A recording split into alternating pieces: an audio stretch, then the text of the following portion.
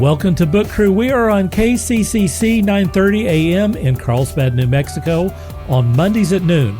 And now we're wide on Apple, Spotify, Amazon, Audible, iHeartRadio, TuneIn, Pandora, Podcast Addict, Podchaser, YouTube, Rumble, and every podcast directory worldwide. On Book Crew, we help writers get their book written, edited, published, and promoted. I am writer and marketing Jedi Dirk Hooper, and I'm joined as always by author and editor Beth A. Freely. How are you doing today, Beth? I'm doing good, Dirk. Man, that list is just getting longer. I love it. It is. I won't do that. I won't do that forever. I know that that's going to get boring to people. But right now it's exciting because we finally got that thing done. We did it last week, and we have a new website, and that means that I have to mention another couple of things. If you're listening on one of the places that I just mentioned, please leave us a review. The lifeblood of both, by the way, if people are authors, they should know how important a review is. Well, it's the same thing for podcasts. So if you want to direct people towards us and you're listening to us on one of those directories that I just mentioned, please leave a review for us. It makes such a huge difference because what it will mean is it will mean more people that they direct toward us.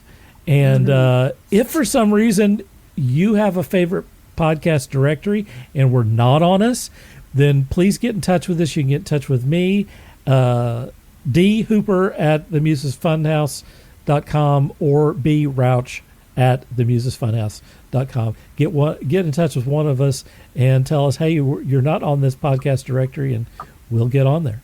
Yep. One thing that I want to mention today that has been very helpful to me lately, I mean, really helpful, like in between the last interview and this interview, I actually just picked up something very interesting from this sort of thing. And that is find a group of writers that you can hang out with. And, that could be in a bunch of different places. I know that people love, hanging out with people on Discord. Some people find actual physical groups. Beth just talked about a physical group of writers that meet and stuff that she's involved with.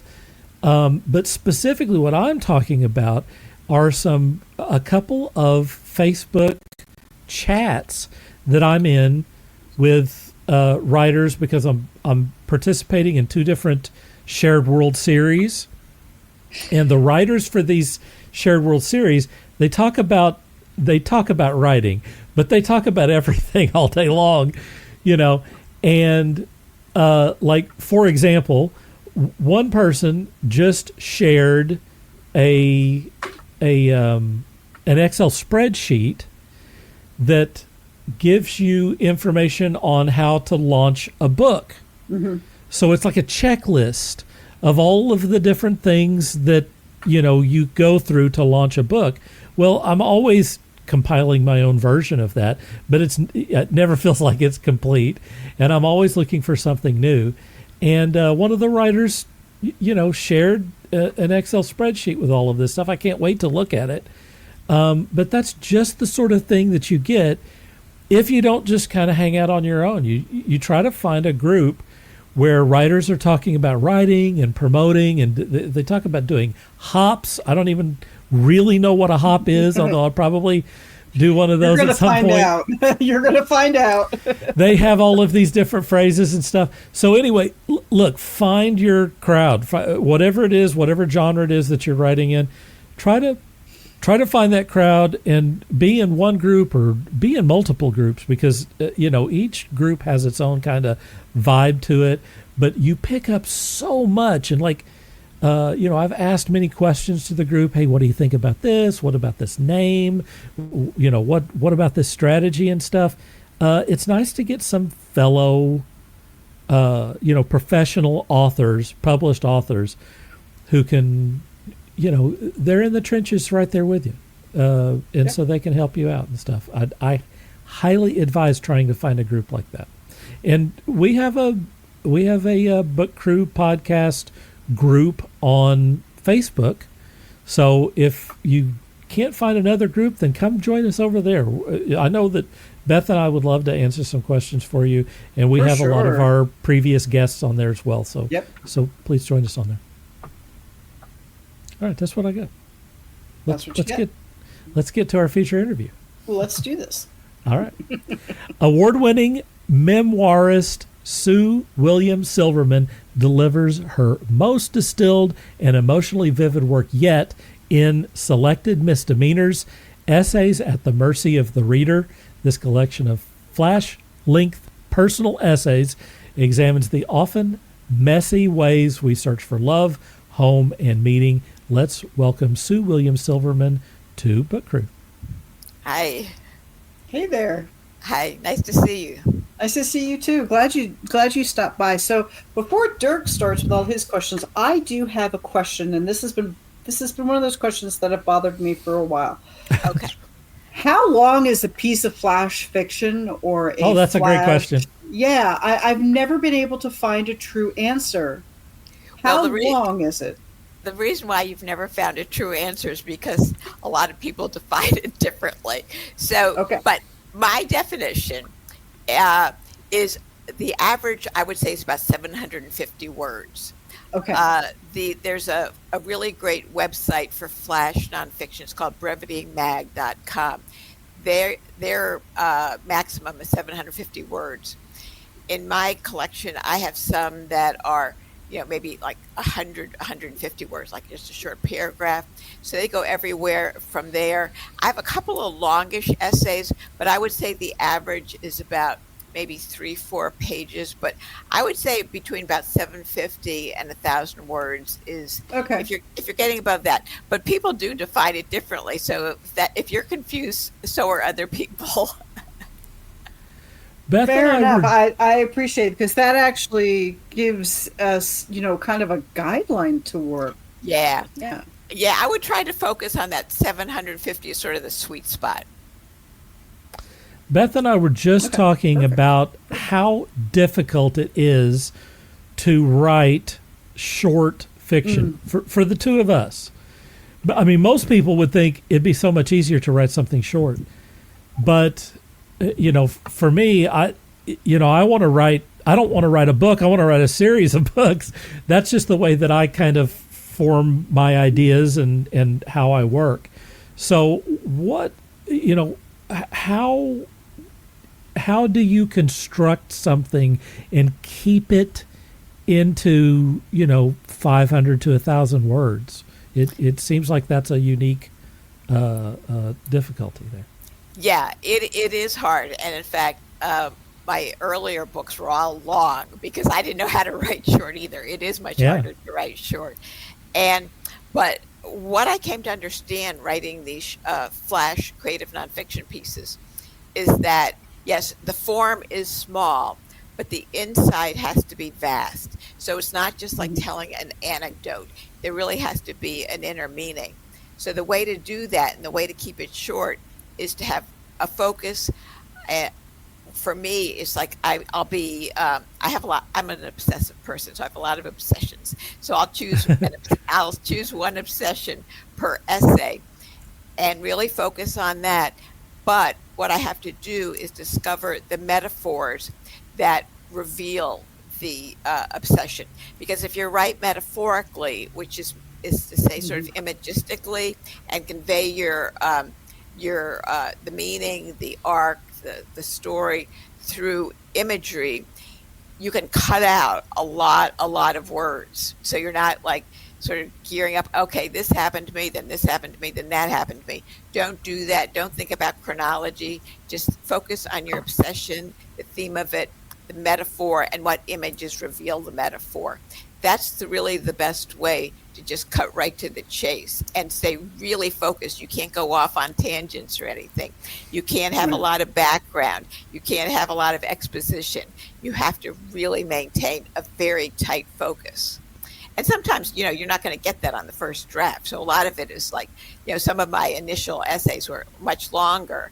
And I thought, nope, they're too long. So revision, Right. a lot of the writing is in the revision. How do you find the metaphors? So a metaphor is looking for a sensory image that's outside of yourself that you convey in such a way that it'll cast light on your interiority. And I'll give you an example to make it sort of clearer. So on the cover of my book is a little goldfish, and in this image, the goldfish is belly up. Sadly, he died. Okay, so this goldfish appears in an essay called Love Deferment. So basically, just very quickly, the story of the essay is that I had a boyfriend who's during the Vietnam War. He got drafted. He had to go off to boot camp. So, but he didn't really love me the way I wanted to be loved. So he's off at boot camp. I have an affair with his roommate. And so I'm less lonely. I buy this goldfish for company. So the roommate leaves me. The boyfriend is gone. The goldfish dies. Oh. So yes, that little goldfish.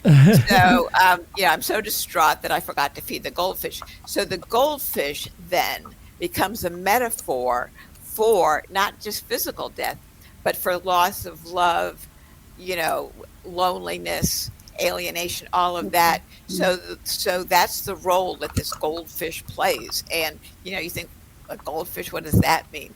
But if you write about this goldfish, so within the context of this essay, only within the context of this essay does this sadly dead goldfish become a metaphor for all the loss that I've just experienced. The boyfriend who doesn't love me and is off in boot camp, the roommate, he leaves me. I'm left with this goldfish. I kill it, sadly, and then it becomes a metaphor. So that's what, so instead of going through all of those words of explaining, all of this stuff, all I have to do is really describe this dead goldfish. And so you're cutting out a lot of words, right? And then that goldfish is a metaphor. Right. Very cool. Yeah. I'm glad we went off on this tangent. Yeah. Well, I think that's very informative to people.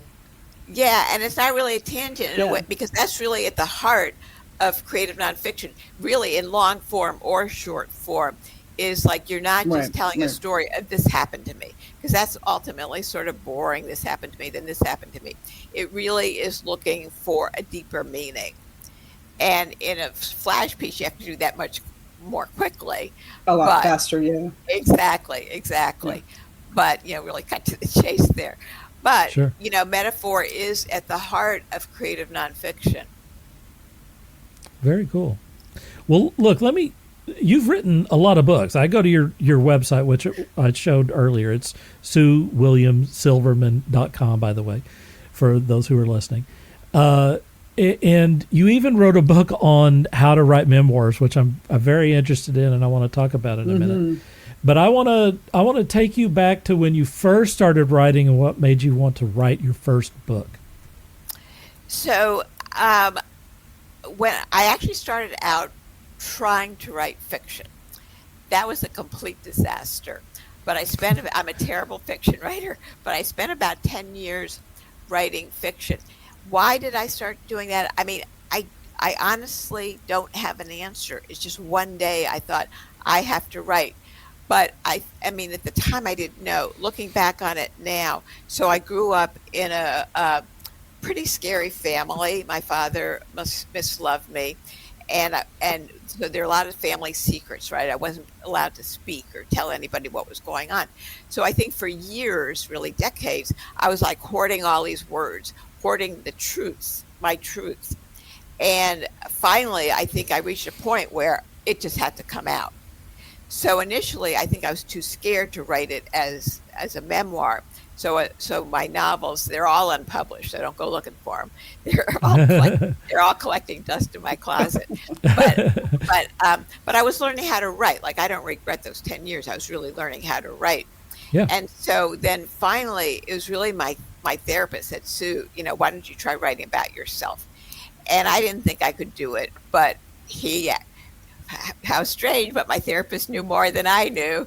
And he said, no, go for it, write a memoir. And I did. So my first memoir is Because I Remember Terror, Father, I Remember You. And it is about growing up in this family.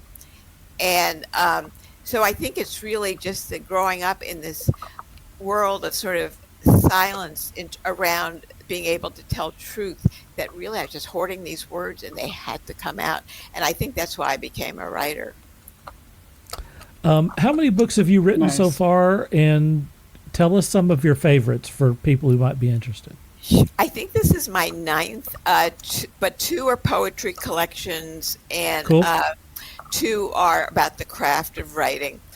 So I really like, my second book is Lovesick, which was actually made into a Lifetime TV movie, and that's about Wow. yeah, pretty cool. I know. Yeah, it's awesome. I have a cameo. I have two words Yeah, in no it. joke. Yeah. But Still, that's awesome. Yeah. I know. It's very cool. And so that's about 28 days I spent in rehab recovering from sex addiction. So that book means a lot to me. Mm. And another one is it's a essay collection, but the essays are long, not like the short one, is How to Survive Death and Other Inconveniences, which is much more, which is, yes, I know, it's sort of funny. It's much more ironic. It's a great than my title. other- Thank you. And it's not, I am terrified of death, by the way, but it's also about kind of how to survive, like the inconvenience part. You know, how do you survive, like just, scary things that happen to you in life, getting divorced, getting sick, just loss of a loved one, loss of a pet, stuff like that. So I really do like sort of, I guess I enjoyed writing that book because of the irony around how to survive death and other inconveniences. But then, of course, I love my most recent book because it's closest to my heart right now. Always. Well, let's talk about that. Tell us about Selected Misdemeanors. So, just to clarify, my misdemeanors did not land me in jail, and I've never served jail time. I'm not a felon or anything, and there was nothing legal about anything. So they're sort of really more like emotional misdemeanors, and some kind of miscalculations, choosing the wrong person to fall in love with. I've already mentioned two of those people. And kind of the idea of betrayal. I mean, of course, one of my misdemeanors was that I let this poor little goldfish die. But other things like, once I lived in Galveston, Texas for a while, and there was one night, and there are a lot of sort of seedy bars along the Gulf Coast there. I was married at the time, but I was alone in this bar, getting rather drunk. And I decided, I think I'll get divorced. I mean, that's not a good time to make a decision like that when you're like alone in a bar drunk. No, not a good idea. So in Galveston, of all places. In Galveston, yes, which I actually love. It's sort of a fascinating place. But yes, that was not a good idea. So I consider stuff like that kind of a misdemeanor. And then there was another time I was not doing well. And I thought, maybe I just need to be in some lock. I just need to lock myself away. So anyway, I went to this locked psych ward, and I get there and I realize, oh my goodness, I do not belong here. But they've locked the door, and there I am. And I realize, I'm really not doing so bad looking at these other people. I'm kind of okay. So they left. So at one point, one of the nurses or aides left the door unlocked, and I just walked out. And they were like chasing me down the hall, and I was running away. And so that was sort of a misdemeanor. And then there's another essay about a lot of these are times when I'm not doing well, of course, selected misdemeanors. I'm not in a good place. But it gives you material to write, so that's good. But I was kind of between jobs and sort of lost and stuff. And I went to a show by the Chippendales. Do you know who the Chippendales are? Those male, those male dancers. Oh yeah, right? Yeah. And so it was sort of odd. I mean, I'm not sure. It was just weird because growing up, kind of men had sexualized me a lot, and it was sort of like a kind of revenge that I needed to go and sexualize them. And it was not a healthy thing to do emotionally. I mean, it's just like, I did not need to be there. And that's just me. I'm not saying, I just did not need to be in a place like that. So it's kind of stuff like that, I would say, are my misdemeanors, but a lot of just, when I was a freshman in college, I had an affair with a man who was old enough to be my father. And of course, he was married.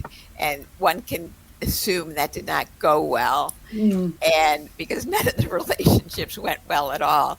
So it's really misdemeanors around that, these sort of internal betrayals, but external betrayals as well, and kind of transgressions, things like that. But if I can say one more thing, though, is that kind of the overriding theme of the book, though, is about myself as narrator. I'm searching for home. I'm searching for comfort and a safe place. But my behaviors bump up against that. Like, I don't know how to find what I'm looking for. And that's sort of the tension in the book, is the narrator's desire for this really safe, kind of normal, whatever normal is, but sort of normal home, safety, comfort, and not knowing how to get there. So that's sort of the overriding tension and theme of the book. Your book, Fearless Confessions, A Writer's Guide to Memoir, is going to be of particular interest to our listeners. Please tell us about that book. Yes, that was the first craft book I wrote. And in part, it's like a kind of a sort of a pep talk, like we need to find our courage to write. That, these unfortunate, sad, scary things happened to us when we were maybe younger. But to remember that, okay, we survived those scary things that happened to us. So if we survived them, then now as adults, we really have the agency to claim our stories. It's like we own the narrative now. We get to choose how we tell our story. Nobody else is dictating it. So in part it's that, but then it's also just straight craft, like the idea of finding your metaphor is a large part of that book, like the importance of finding the metaphor. So you're not just telling a kind of surface story, that there's sort of two voices in every piece of creative nonfiction. There is the voice that does tell the story, because you do need the actual story, but then there's the deeper voice. So I call that the voice of innocence, is the voice that tells the story. Then the voice of experience is the voice that discovers the metaphors and discovers sort of the story behind the story. Like, what does this mean? What are the metaphors of the experience? What do you know now as the author, looking back on it, that you did not know back then? So it's not just remembering that. Yeah, it's not just remembering the past. It's making sense of the past. So that's a large part. That idea of voice and metaphor is a large part of Fearless Confessions. And then just, think about, like, that you own your story. And if you don't tell your story, nobody else will. And then it's lost forever. And that's, like, really sad. So claim your words, claim your narrative, put it down on paper. And just, you don't have to publish it if you're scared. But the important thing, it's always nice if you want to be a professional writer to do that. But the important thing, and the first step, of course, is just getting that down on paper. And then worry later what, if you want to publish it or not, or what people might say. But don't put that pressure on yourself now.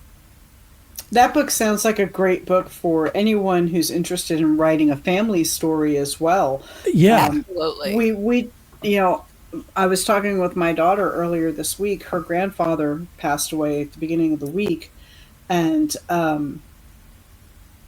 she asked me a question about him, and I didn't know. I couldn't answer her because I don't know if the man had ever told me. He was in the Vietnam War, and she was asking me, "Do you know what rank Pappy was? When he came out?" I said, "You know what?" I said, "I don't know." And he told very few stories about his experience over there. Which is so typical. But yet my daughter somehow, for sure, especially Vietnam vets, but he told her some stories that he didn't tell me. And I told her, I said, you need to write those down. I said, the stories that we do know, I said, we need to write down so that you can pass that on to Darren, my grandson, later. Exactly. Because otherwise those stories are just lost. It's just gone. The stories are gone. Exactly. Yeah, they are gone. Yeah. And to me, like personal history, personal stories is much more interesting than, say, if you read a history book, about world civilization. Certainly. That like puts me to sleep immediately. Because what's much more important is like the human element. And, and particularly those, history books don't have many women in them. Let's face it. They're really about men going out to war, men being heads of state, men doing this, men doing that. And so, but all of our stories are important, male, female, and anything, trans, LGBTQ. I mean, just whatever you're. All the stories. It doesn't matter. All of our stories are important. Yeah. They really are. And so, and so just claim it. Samurai culture, and I learned this with my most recent book, Samurai Culture. It was the job of a samurai's wife to continue his name and his legacy by telling the next generation his story, who he was interesting as a samurai, who he was in the society, how he died. That was the job of a samurai's wife. And wow. It's interesting how we have drifted away from some of that. Yeah. Oh, absolutely. I know. So, so, you were talking in the intro about writing groups, absolutely. I teach in an MFA in writing program at Vermont College of Fine Arts. And I just love to teach. Cool. I love to help students sort of find their voices and learn, sort of claim them, and not just, first to claim them, but then also, giving them the tools to help write their stories. Right. Being a writer, every time you tell someone you're a writer, everyone returns the phrase, I've always wanted to write a book.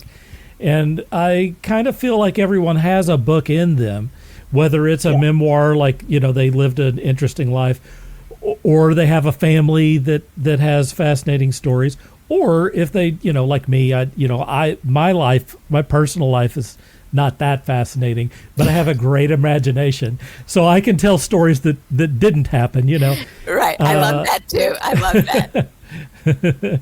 But I think that your book and the way that you describe, finding the metaphor and looking for, like, you're two different writers. You're not just like, what was the character back in the 50s that said, "Just the facts, ma'am"? I know who you mean. Yeah. Dragnet. It was Dragnet. It was Dragnet. Yes. It's just the facts, man. Dragnet. It's not just the facts. It's you looking back on your past self and finding meaning in it. I think that's a great way to approach writing something that's not just, here's what happened, but more importantly, the why it happened, or the importance of what happened. Exactly. I think that makes a much more fascinating story. Oh, absolutely. Yeah. The facts are just, they're facts. They just sort of sit on the page, whatever. But really, writing creative nonfiction is more searching for emotional truth. There's a difference between truth and fact. And so, because a lot of us, you're not going to remember, say, a fact from when you were in third grade, maybe, but right. you have a sense of what happened, and you have what the emotional truth was. So you sort of go in your sort of let yourself drop back into that space and start collecting sort of sensory images around it that will come to you, because what you feel, what you remember through your senses, is much more easy to access than what you can remember in your brain. Certainly. So so your body's like a sponge, and it just sort of absorbs all this stuff. Yeah. And so get in touch with that. I've noticed lately, I've been listening, this is going to age me, I've been listening to what they call yacht rock, which is basically, kind of easy listeing rock and roll music from like the 70s and early 80s. Christopher Cross. It's Christopher Cross, yes. It's, it's all of that sort of stuff. But for me, it it makes me nostalgic, for that period of time. That's And right. when I will hear a song, it will make me think about, riding along in the car with my mom and her listening to that on an AM radio station, That's right. And That's boy, it right. sure puts you in that moment. And It does. Yes, It it does. does. Or like a scent. All of a sudden, you'll smell something. Like, sure. Like I have Yeah. some lilac. I live in Michigan now, and I have some lilacs outside my window. But when I smell them, I don't really think about me here in Michigan. I remember when I was in high school in Glen Rock, New Jersey, how I was pining away for Jamie, my boyfriend, and because I had lilacs outside my window there. And so all of these Sure. high school memories come kind of flooding back. So Yeah. just pay attention to your senses, because you're absolutely right. That's where where we sort of store memories. It's stunning sometimes. I will smell something that I hadn't smelled in 20, 30 years, and it will immediately take me back to a particular moment. I know. Unlike It's- anything else. Unlike Yeah. anything. Yep, I know. It's both fascinating and sort of scary. I smell- Yeah. Yeah. I know. I smell traditional Indian curry. And I'm on the playground of Court Lane Middle School in Portsmouth, England. Wow. Wow, there you are. Yeah. That just triggers that, yep. Because they That's would make right. curry at least once a week in the school, and you could smell it throughout the entire school and on That's the funny. playground Right. and everything. Right. So as a That's writer, the one so that gets me. that's right. So if any writers are listening, and that's what you want to pay attention to. Mhm. Those senses, what memories they trigger, what was going on then, and then you could just capture that. If you want to write a flash essay, just capture that in that little moment of time. Can you tell us what your writing process is like? Sure. So I try to start writing first thing in the morning, and I make myself not check my emails and not go on social media. Mhm. Because once the world starts coming in, my brain is all over the place. So I start writing, and this is maybe TMI, but like I keep my laptop like right next to my bed, so I don't even get out of bed. I just grab my laptop, plop it Oh, on wow. my lap, yep, and turn it on, and I start writing. When I'm almost quasi sort of in not completely a dream state, of course, Yeah. but Yeah. sort of like just a little dreamy, and that's when I have my best focus, and I try to sustain that. Now I'm teaching and I have students and stuff, so I can't do that like all day. But if I can sustain that for about maybe at least 3 hours or so, then that's a good day. And then I usually have to check emails and stuff like that. But it's just like, try not to let the world start intruding on you. Just stay within yourself and just focus. And first drafts I write relatively quickly, because I just like to get it all down on paper to make sure I can actually get from here to there. And but then, so most of my writing then is revision. I would say that Mhm. everything I write has been revised just a gazillion times. I mean, Right. it's just when I get down to the commas, like should the comma go here or there, then Oh, yeah. then I know I'm almost finished. But and I know some of my students don't like to revise, and I think, oh God, no, please. I mean, I love to revise. To me, the first drafts are the hardest, but it's just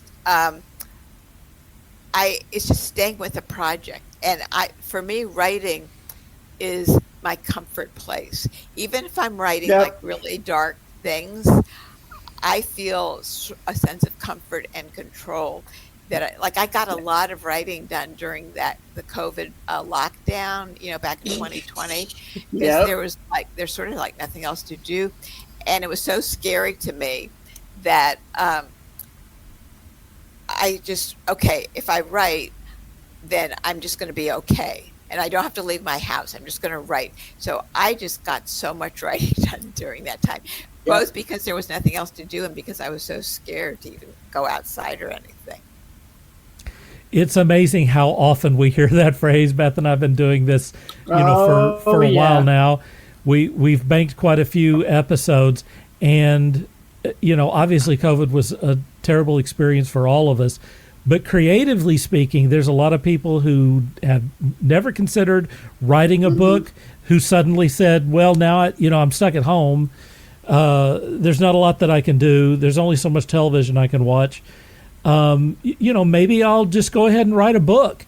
And I can say, just from talking to the writers that we've talked to on this show, that moment in time, that 2 or 3 years there, was an earthquake creatively, because people finally, they were locked in at home, and they were in a particular mood and stuff. They wanted to express themselves, and I think a lot of people turned to writing. I know, during that period of time.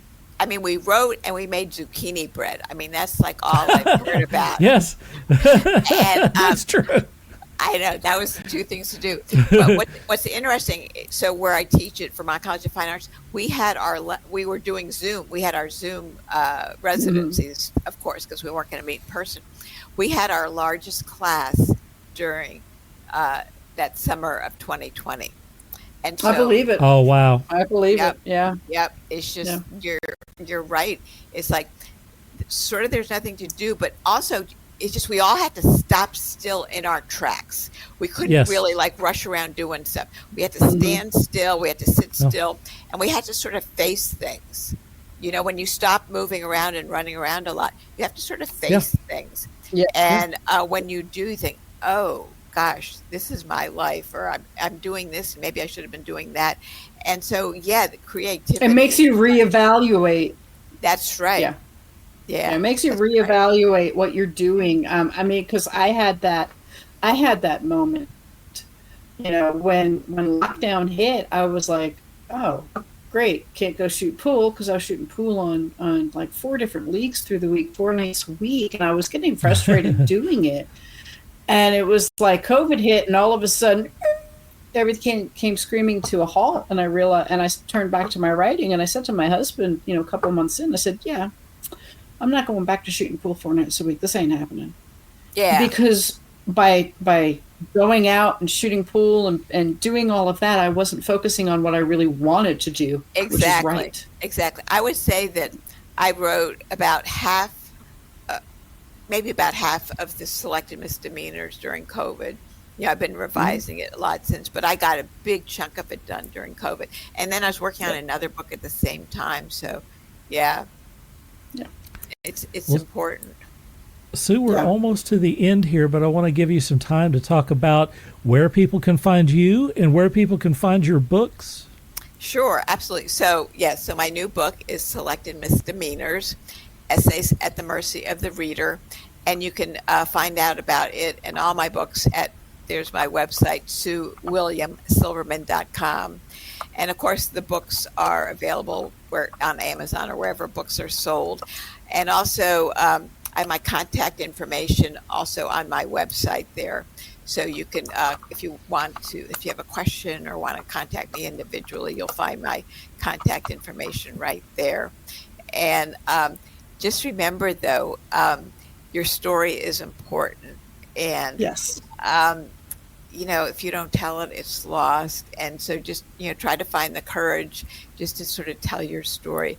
Creative nonfiction is a very interesting genre of writing, because you can write a full-length memoir. You can write like a 20-page personal essay. You can write little flash pieces like I did in Selected Misdemeanors. So it's very malleable, and you'll learn a lot about yourself, which is important too. That is awesome. Yeah. Look, it's been a pleasure to have you on here. Thanks for coming on. Thank you so much for having me. I've really loved talking to both of you. Thank you.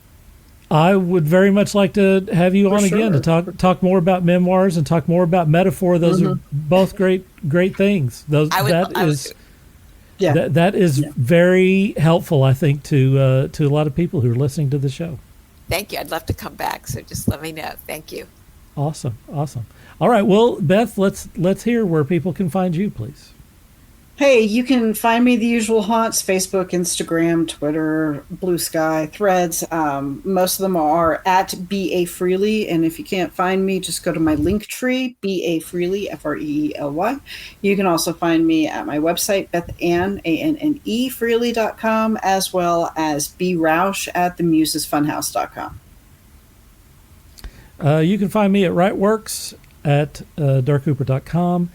I have a new Substack, which is kdhooper.substack.com. Please go check that out. All my links / Dark Hooper Writing, and also my pen name, asherlake.net.